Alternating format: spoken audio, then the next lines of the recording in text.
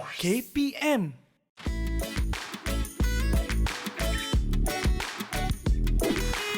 Assalamualaikum dan salam sejahtera murid-murid.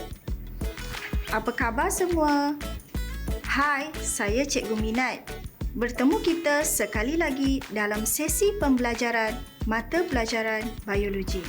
Hari ini, kita akan belajar tajuk pembiakan dan pertumbuhan, subtopik pertumbuhan primer dan pertumbuhan sekunder pada tumbuhan. Sebelum memulakan pembelajaran hari ini, mari kita lihat hasil pembelajaran yang perlu dicapai pada sesi kali ini. Di akhir pembelajaran pada hari ini, murid-murid seharusnya dapat: pertama, menyatakan jenis pertumbuhan yang terdapat pada tumbuhan. Kedua, menerangkan kepentingan pertumbuhan primer. Dan ketiga, menerangkan kepentingan pertumbuhan sekunder.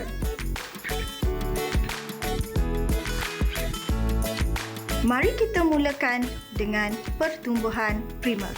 Pertumbuhan primer ialah pertumbuhan yang pertama pada tumbuhan.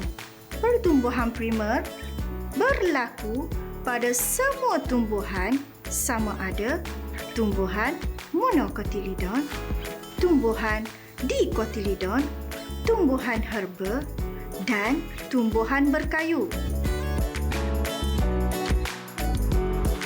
Pertumbuhan primer penting bagi pemanjangan pokok supaya mencapai ketinggian yang maksimum. Pertumbuhan ini berlaku pada meristem apex yang terdapat pada hujung pucuk dan hujung akar.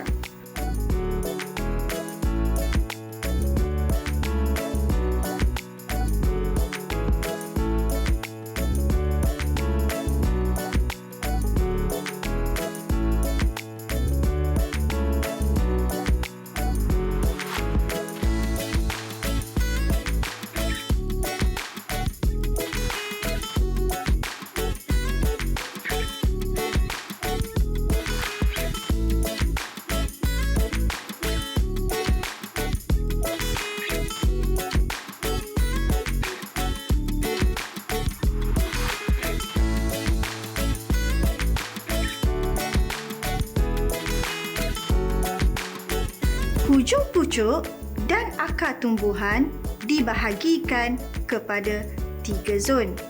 Pertama, zon pembahagian.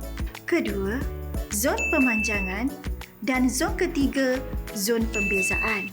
Apakah bezanya hujung pucuk dan hujung akar? Jom kita tengok perbezaannya. Hujung pucuk mempunyai daun muda atau primordium daun, manakala hujung akar mempunyai jidal akar. Rambut pada akar terdapat di zon pembezaan dan berfungsi menyerap air dan garam mineral dari larutan tanah.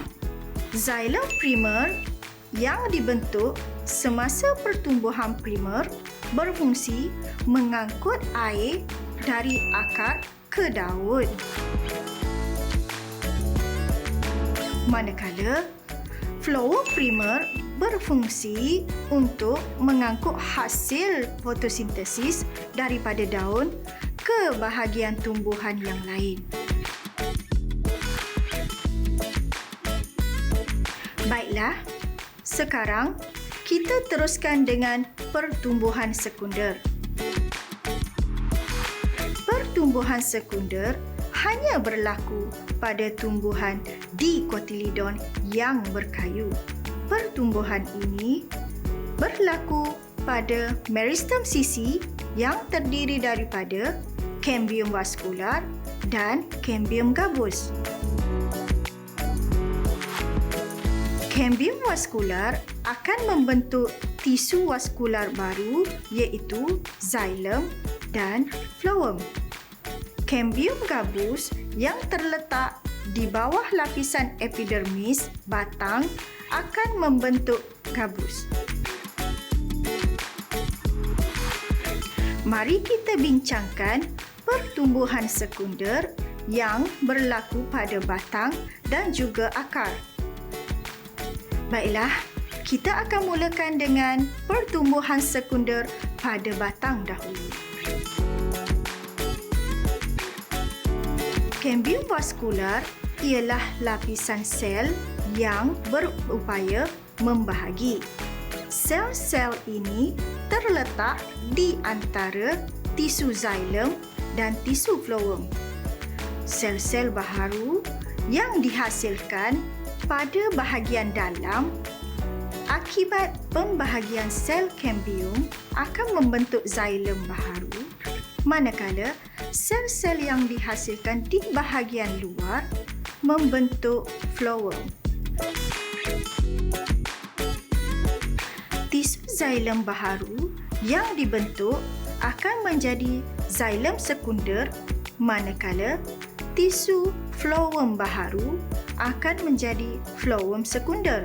Dinding saloxilem biasanya ditebalkan dengan lignin. Lignin ialah suatu bahan yang kalis air dan kuat.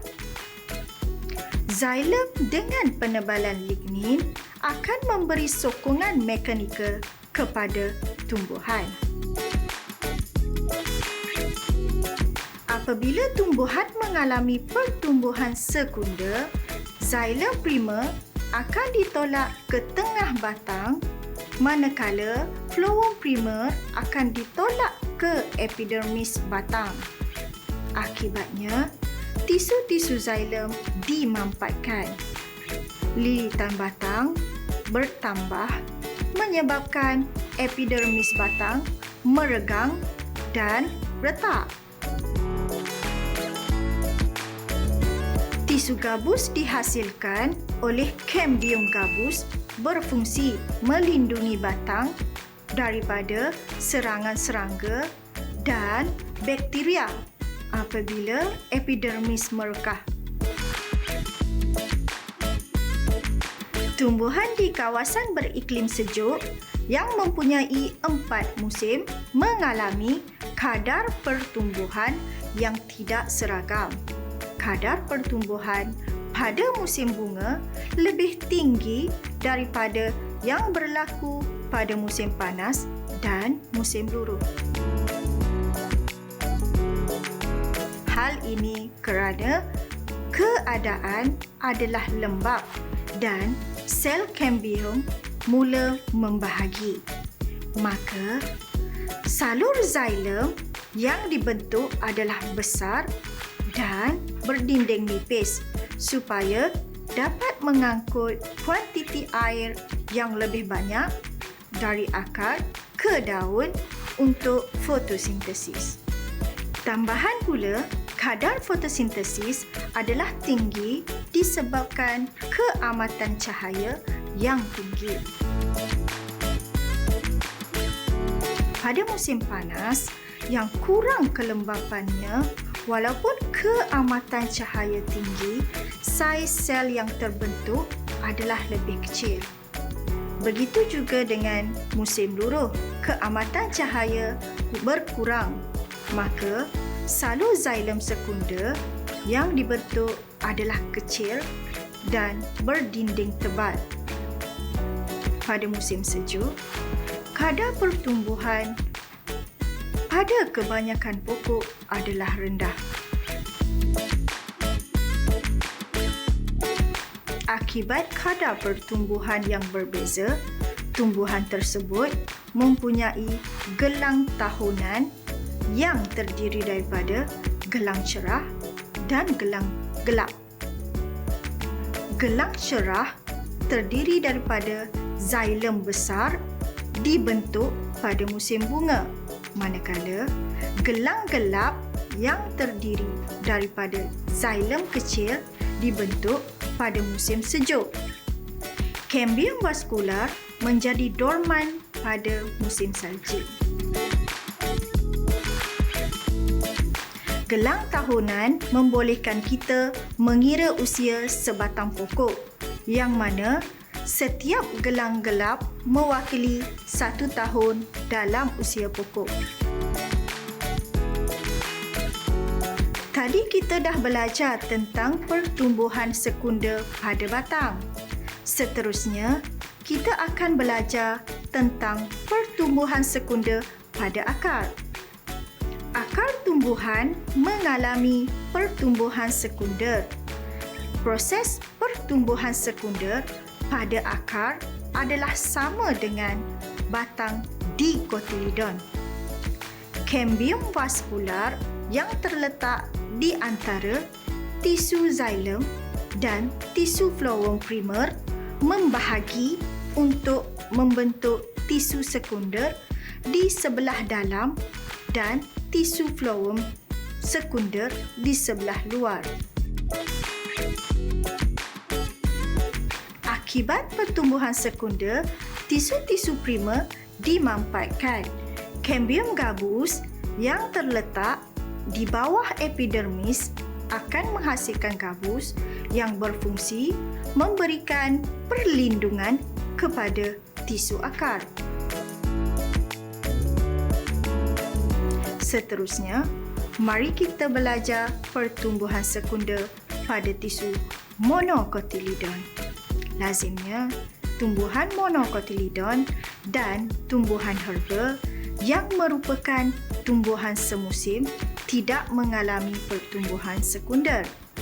Tetapi, sesetengah tumbuhan monocotyledon seperti Aloe species, Agave species dan Dracaena species mengalami sedikit pertumbuhan sekunder kerana batang tumbuhan ini mempunyai kambium di kawasan korteks batang dan di sebelah luar berkas vaskular.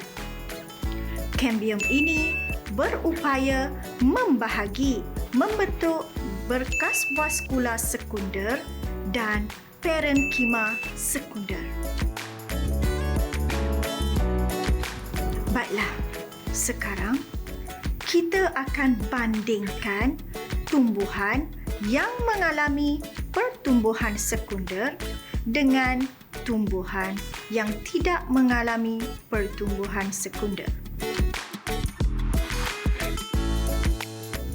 Pertama, pertumbuhan-tumbuhan yang mengalami pertumbuhan sekunder tidak berhenti dan tumbuhan biasanya sangat tinggi, manakala pertumbuhan-tumbuhan yang tidak mengalami pertumbuhan sekunder biasanya berhenti selepas 1 atau 2 musim dan tumbuhan adalah tidak tinggi.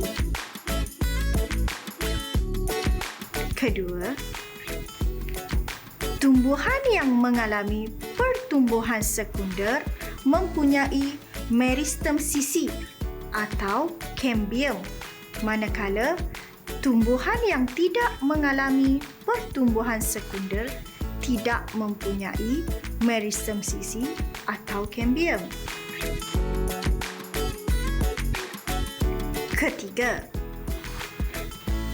tumbuhan yang mengalami pertumbuhan sekunder mempunyai tisu berkayu, manakala tumbuhan yang tidak mengalami pertumbuhan sekunder tidak mempunyai tisu berkayu.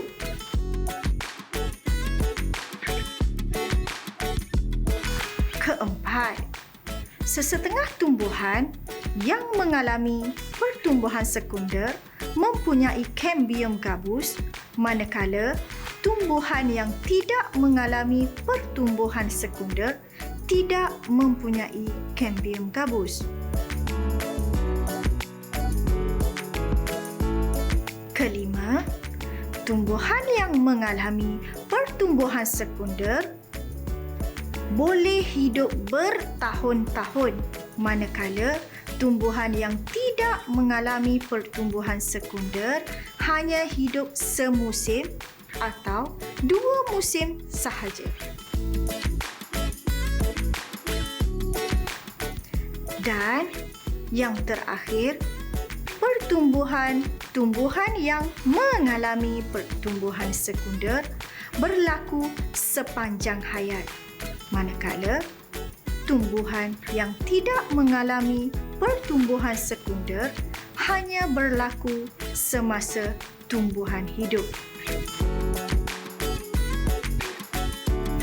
Murid-murid, apakah kepentingan pertumbuhan primer dan pertumbuhan sekunder? Mari kita lihat kepentingan pertumbuhan primer dahulu. Pertumbuhan primer adalah penting bagi pemanjangan pokok supaya dapat mencapai ketinggian yang maksimum. Dengan ini, tumbuhan dapat menyerap cahaya matahari untuk fotosintesis.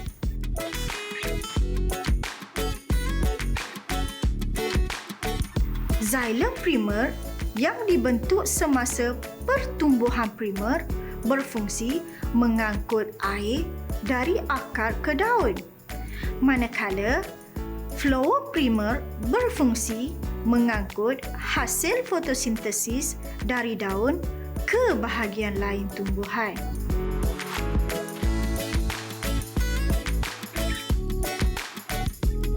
Tisu xylem juga memberi sedikit sokongan kepada tumbuhan. Akar juga mengalami pertumbuhan primer dan memanjang untuk mendapatkan air. Baiklah murid-murid, seterusnya mari kita lihat kepentingan pertumbuhan sekunder.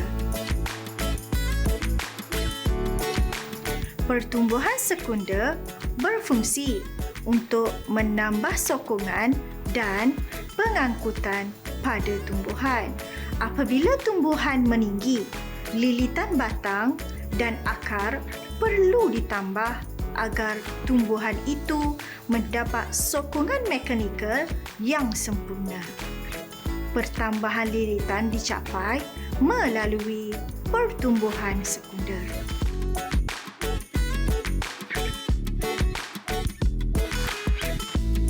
Pertumbuhan sekunder juga lebih banyak menghasilkan tisu phloem dan tisu xylem yang baharu bagi menggantikan tisu phloem dan tisu xylem yang telah rosak atau tua. Tisu xylem yang tua di bahagian tengah tidak berfungsi dan berubah menjadi kayu bagi menyokong tumbuhan. Apa pula kepentingan ekonomi dan kelebihan pertumbuhan sekunder pada tumbuhan? Murid-murid, tumbuhan yang mengalami pertumbuhan sekunder mempunyai nilai ekonomi yang tinggi. Pokok yang mempunyai bahagian berkayu kuat dan keras menjadikannya sesuai digunakan untuk membuat perabot, pagar, pintu dan sebagainya.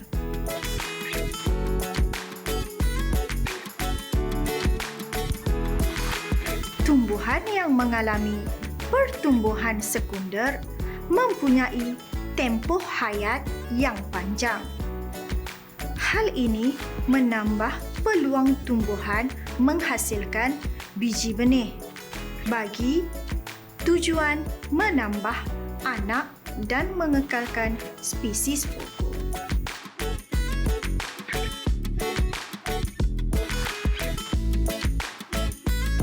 Tumbuhan juga mempunyai akar yang besar dan panjang untuk mendapatkan air dengan lebih berkesan dari bahagian tanah yang dalam.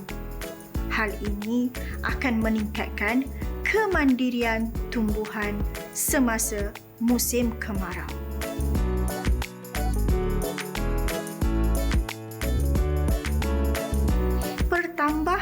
tisu xylem dan phloem dapat menampung keperluan pokok yang sedang membesar. Pertambahan tisu tersebut membolehkan pokok tumbuh dengan lebih tinggi dan berjaya dalam persaingan dengan tumbuhan yang lain untuk mendapatkan cahaya matahari bagi proses fotosintesis.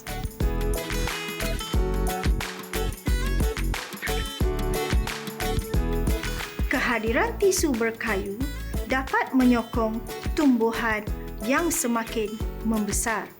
Oleh itu, adalah penting program-program pemuliharaan dan pemeliharaan hutan diadakan supaya pokok yang ditebang dalam industri pembalakan dapat ditanam semula dengan anak pokok daripada jenis atau spesies yang sama.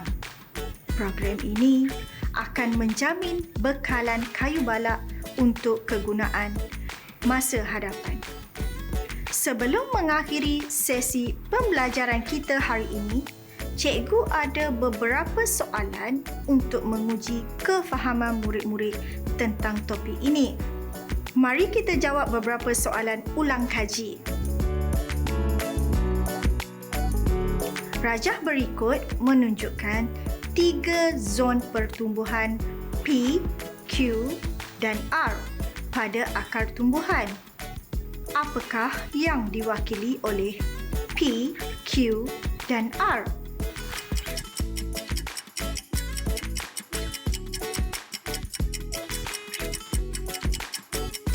Betul. P ialah zon pembahagian. Q ialah zon pemanjangan dan R pula adalah zon pembezaan. Seterusnya, soalan kedua.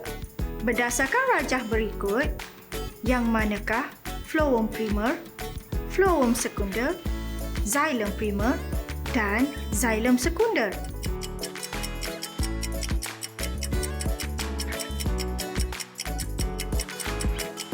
Betul.